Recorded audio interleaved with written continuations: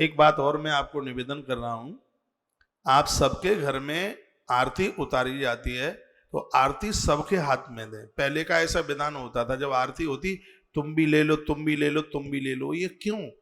उस ज्योत में से जो एक प्रकाश निकल रहा है वो हमारी आंख नाक के ठीक सामने आरती होती है, घूमती है, तो उस दिए की गंध नाक से हमारे अंदर फेफड़ों तक पहुंचती है।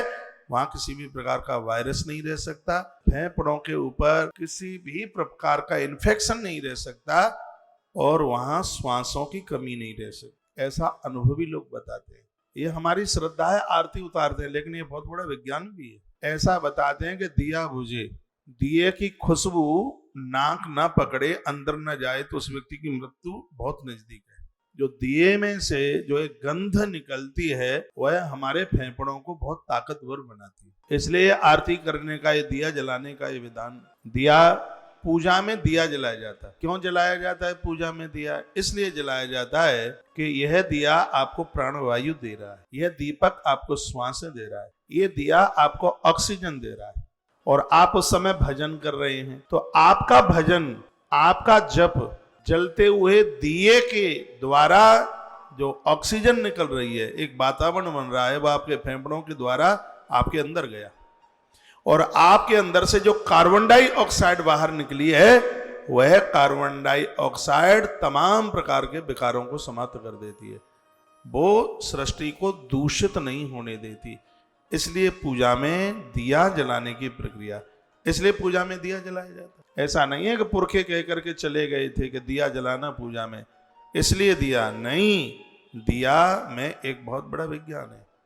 आप जो भी जब पूजा पाठ करते हैं, वो दिए के प्रकाश के साथ, एक ऊर्जा के साथ, वो आपकी नासिका से फेफड़ों तक, आपके अंतस तक वह पहुंचता है।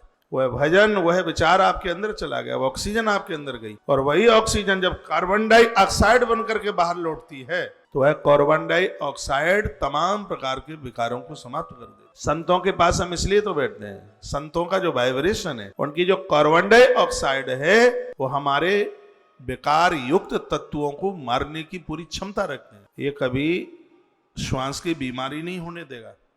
ये जलता हुआ दिया, ये इसका बहुत बड़ा विज्ञान है, इसके ऊपर पूरे ग्रंथ हैं। इसलिए दिया जलाया जाता है। नदियों को दिया क्यों जलाते हैं? नदियों में दीपदान क्यों करते हैं मालूम है? नदियों में सब लोग आकर के स्नान करते हैं, दुनिया भर का मेला कुचेला छोड़ करके वहां चले जाते हैं। जिस समय नदियों के किनारे पर दिया जलाया जाता है, तो जो लोग अपने विकार वहां छोड़कर, अपनी गंदगी छोड़कर, अपनी ऐसी ऊर्जा वहां छोड़ के गए हैं जो इस सृष्टि और प्रकृति के लिए वो ठीक नहीं है, वह दिया उन विकारों को समाप्त करने की तत्काल क्षमता रखता है। इसलिए नदियों के किनारे दिए जलाए जाते हैं। दिए का बहुत बड़ा विज्ञान। मैं एक बार फिर निवेदन करूंगा, आप अपने घर में इस समय तो सुबह शाम दिया जलाइए, और घर के जितने लोग हैं आरती की थाली सबको दीजिए, और इस दिए की जो गंध है, उसकी लौ, उसका जो प्रकाश, आप आंखों के माध्यम से, श्वास के माध्यम से वो ऑक्सीजन अंदर तक पहुंचेगी। इससे अंदर के तंत्र को बहुत बड़ी ताकत मिलेगी। और यह अतिशयोक्ति नहीं है कि मैं ये कह दूं कि आप आरती करेंगे, दिया जलाएंगे तो ऑक्सीजन का लेवल कम नहीं होगा। नहीं होगा बिल्कुल। आज सुबह मंगलवाणी में जब हम यहाँ रामायण जी की आरती कर रहे थे, दिया जल रहा था, मेरी नाक उसकी गंध को पकड़ रही थी। तो ये मुझे लग रहा था बिल्कुल, क्योंकि रामायण की चौपाइयाँ पढ़ते हैं तो उसमें एक लग के पढ़ी जाती हैं, तो उसमें थोड़ी श्वास की गति बढ़ जाती है।